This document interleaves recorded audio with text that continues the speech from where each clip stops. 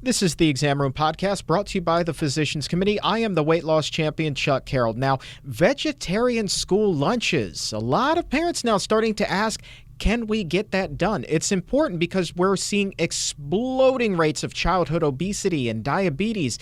And if you look at what's being served in the school lunch line, it's pizza, it's hamburgers, it's French fries, it's unhealthy, high-fat foods. So what can we do to fix that? What can we do to get our kids a little bit healthier? That's what you're about to find out. I remember the school lunches. I remember going through those lines, and there were always burgers, cheeseburgers, pizza, sometimes chicken sandwiches or chicken nuggets, and then French fries every day. Didn't matter what they were serving. It could be spaghetti with French fries, and then a fruit cup. But the fruit cup was one of those pre-packaged ones that are in the heavy syrup. Sure. So there's nothing really healthy there, and then you wash all that down with chocolate milk. Right. Now, at the time, Susan, that sounded to me like fantastic. And when it was cheesesteak day, let me tell you something. The fat kid in me to this day will romanticize about cheesesteak day with the French fries. In a school cafeteria. Yeah, Wow. Yeah. And that was the norm. Yeah. It still is the norm, unfortunately. I mean, school lunch trays' reputations have not gotten much better, and that's probably right, because they still are full of pizza and processed meats and a lot of cheese and dairy, a lot of salt, the French fries, cookies, milk.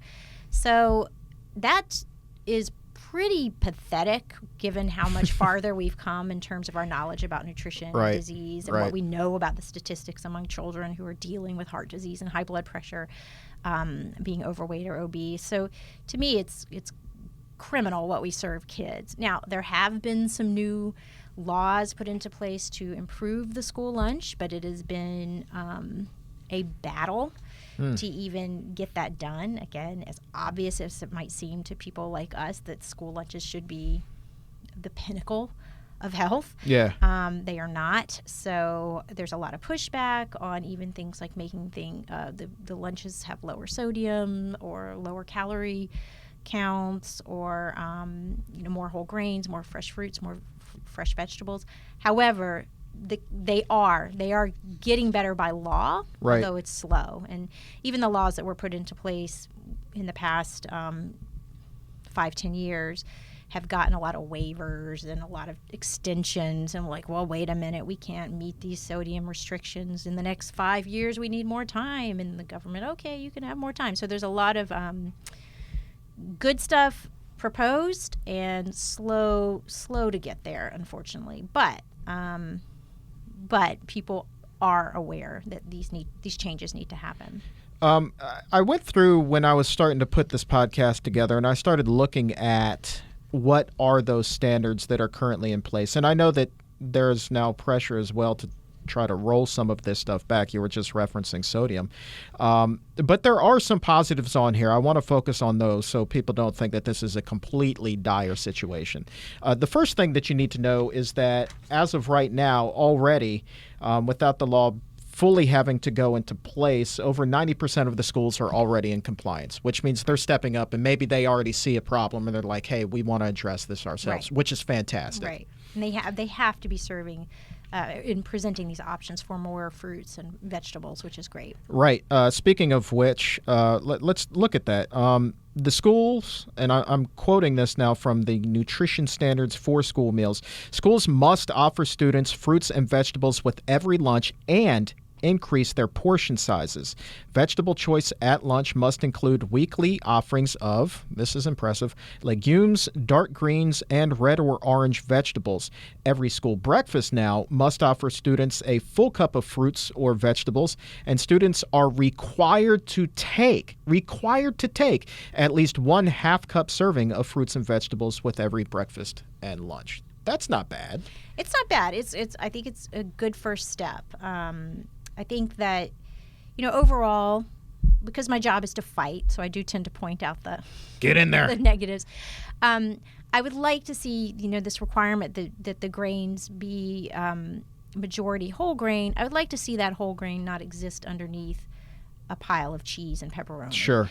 So that's, we tend to, or maybe I should say the schools tend to think, well, kids aren't going to eat healthful foods and they really like chicken nuggets and French fries, so let's just give them chicken nuggets and French fries. Right. Because they are operating with a budget like a business. Mm-hmm. And to me, you're not just a business if you're a school. You are fueling America. You are fueling kids. You are setting standards in them about what eating looks like, what it feels like. So there's a higher bar, and I think they should be meeting that bar and not fighting it so much. And going back to, well, kids are just going to throw it out. They're not going to eat it. They really want this stuff. Let's just give them this stuff. And it's like, no, they're kids. You give them what's good for them. You teach them. And if it takes a lot of marketing and more effort, that's our job. That's a school's job. Right. It's not just a business. When I was a senior in high school, again, wasn't ready to be vegan, wasn't ready to be vegetarian.